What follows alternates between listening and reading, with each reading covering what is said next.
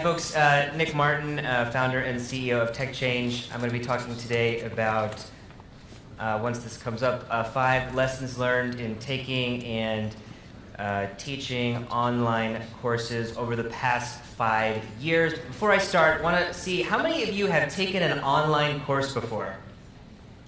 Oh my gosh, look around the room, that's pretty amazing. So this is going to be a lot of fun. So really glad to see Will talking about poetry. I was a modern poetry major in school and then worried that that degree was maybe a bit too practical. Got a second degree in peace education at an amazing university, very obscure university down in Costa Rica. This is what the view from our classroom window looked like. Volcanoes in the distance, rainforests. Really hard to leave, but as you can imagine, I had a hard time getting a job with those 2 degrees back in Washington, D.C.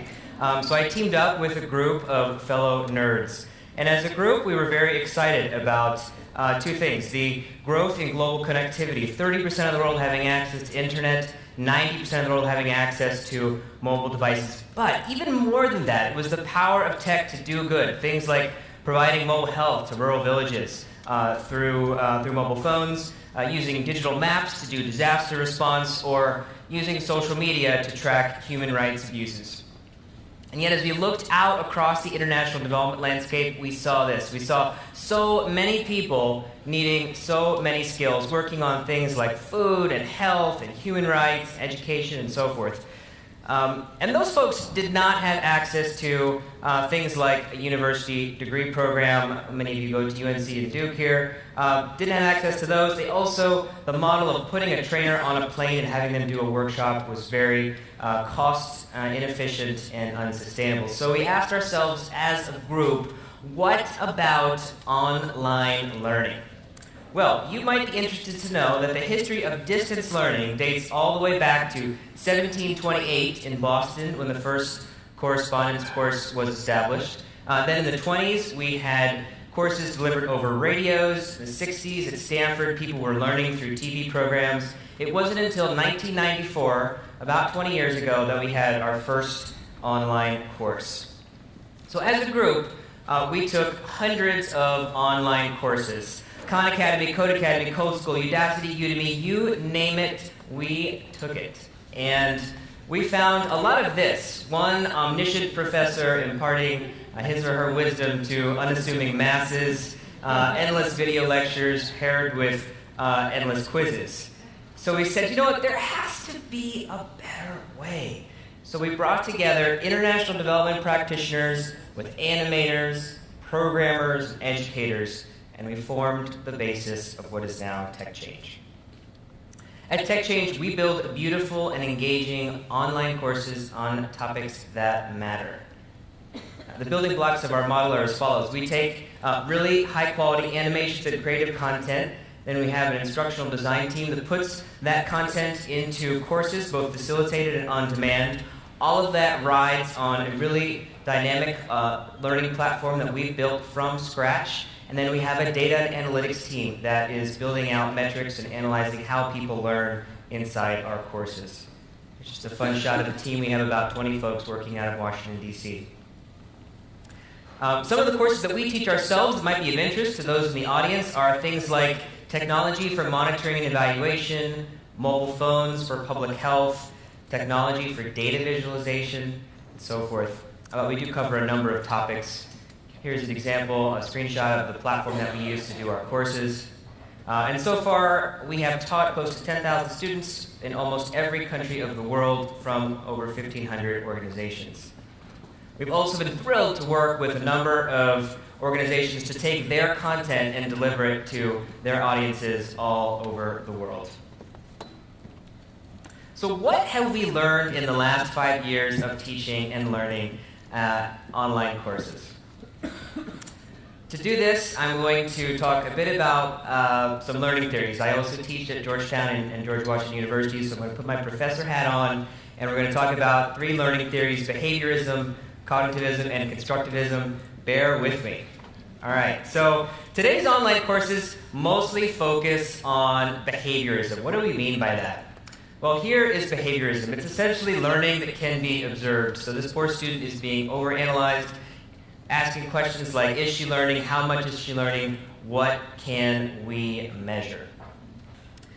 So let's do a little test here, behaviorism test. When was the first online course delivered? Raise your hand if you think it was A. B. All right, you guys are paying attention. That's great. C. Anybody C? Okay. B was the answer. So an example of behaviorism. Again, coming back to this slide, the problem with behaviorism can oftentimes be that we overassess things too much and we don't focus on some of the other aspects of learning. I'm going to talk a bit more about that in my next lessons. How do we do it? We do work with learners to have them state their learning goals and self-assess progress as they go. And we spend a lot of time working on things like data-driven feedback through points, badges, and progress maps. But more importantly, today's online courses are getting better but still not great at cognitivism, or what we might more commonly refer to as design. Cognitivism states that learning is an internal process, almost like a computer CPU, and that information is stored in long-term memory called nodes. And individuals, all of us in this room, we learn differently and respond to content in different ways. Put another way, all this information coming in from the senses goes to the sensory store, becomes short-term memory, and then through a process of learning converts to long-term memory. So let's ask another question. How many of you tune out after 3 to 5 minutes of watching a YouTube video of somebody talking? Yeah, wow, me too. So at TechChange, we have tried to address this by building our own in-house animation creative team. And then, as I mentioned, we have an instructional design team that works on things like branching scenarios, interactive infographics, lots of game mechanics, and so forth, to be able to really change the way we think about design. We try and organize content very clearly and succinctly in everything that we do.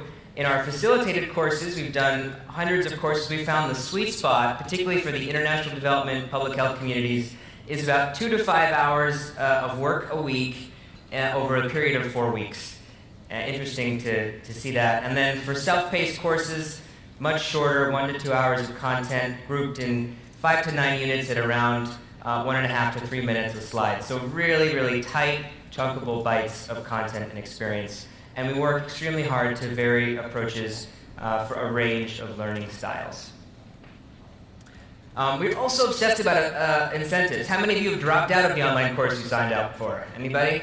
Yeah, okay, so this is a huge problem. We have lots of things sort of pulling people back into the sort of gravity, pulling people back into a course environment. We use points and other game mechanics to track that progress, and we try and tether everything to certifications and jobs, so that people have some light at the end of the tunnel of their learning experience. The third lesson I'll share is that today's online courses are really bad at constructivism. Constructivism, some of you may know, is when the learner is at the center of the learning process. He or she constructs his or her own knowledge. Learning in this model is highly collaborative and social. And that learners are always reflecting, contextualizing, personalizing information as they learn. Great study out of Columbia University 2 years ago found that the most marginalized, the most vulnerable learners in an online course actually need the most support. So why is this important? I think this is important because we're so excited about the concept of massive and open, but at the same time, I think we need to be thinking beyond just scale and access to really get the constructivism piece right. For us, that means really focusing on that collaborative learning piece. It means thinking about the instructor not as a broadcaster, but as a guide or facilitator. And then it means incorporating real-world simulations and projects as much as possible into the learning experience. So the fourth lesson I'll share is that people in other countries take online courses for vastly different reasons in very different ways. This seems obvious, but you'd be amazed. So a study that is hot off the press, about 3 weeks old, by University of Washington, looked at 3 countries, South Africa, the Philippines, and Colombia, and found some very interesting things with respect to who is learning online in these countries. What we found is that women are getting certified a whole lot more than men, somewhere in the area of about 50 to 60%. So that's quite tremendous. And then we also found that learners already have jobs and want more skills and better jobs. So this is pretty huge. I think we assume that when we do courses for other countries that people are sitting around with lots of free time to take those courses. In reality, folks already have jobs, they just want better opportunities. And you might be interested to know the most popular courses in this particular study were computer science, business, and language. And that is true for a number of online courses. Those tend to be buckets that most people gravitate towards. Biggest barriers, I think quite interesting here. It wasn't that people didn't have internet, it was that it wasn't fast enough, and that the data cost too much to download. And as we talked about a second ago, people did not have enough free time. It wasn't that people didn't know how to use technology. I think that's really important. So, an example, we did a project with the Malaria Consortium in Uganda, trained over 3,000 pharmacists in how to use rapid diagnostic tests. It was based on a human-centered design approach, and we found that, well, a lot of these learners had never used any form of technology, let alone a computer. We were able to get them excited and passionate and engaged in the learning process in really tremendous ways. And the final lesson I'll share is that today's online courses are good at capturing data, just not the right kind and amount. And I say this because I think we as a group, international development, public health professionals, tend to collect lots and lots of data. We're actually getting pretty good at the collection part. But we collect data we don't really need, that's totally out of proportion to some of the problems we're trying to solve. And then we can't do much with it, so we put it into a dashboard and we hope the dashboard solves our problems. I think there's got to be a better way to do this and to approach this challenge. We do have dashboards and other types of ways to display metrics at TechChange, but we're trying to move beyond that, using interactive maps, profiles, and what I'm really excited about here are network visualizations where we can actually track the social fabric of a learning community in real time, who's talking to who, and what are they saying. For us, this is really exciting because we are looking beyond just trying to track quiz results and completion rates to a world where we can capture any learning experience that happens in a browser. And why is that so cool? Because we'll be able to make personalized recommendations based on choices. We'll be able to match learners with each other at scale based on algorithms. And we'll be able to track metrics like empathy and real-world impact. So that's what keeps me excited. We're calling this the Learning Record Store.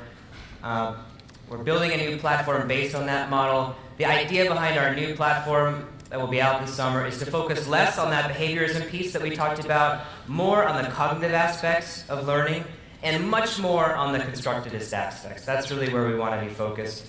It's to build with international audience using human-centered design principles that we've heard a lot about over the last 2 days.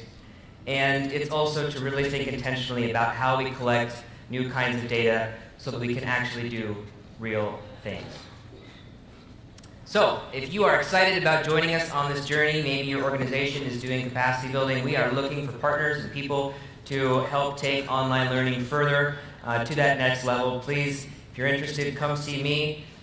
Here's me. This is also my animated or illustrated version of myself. So, looking forward to meeting up with you and talking more in the break. Okay, thanks everyone.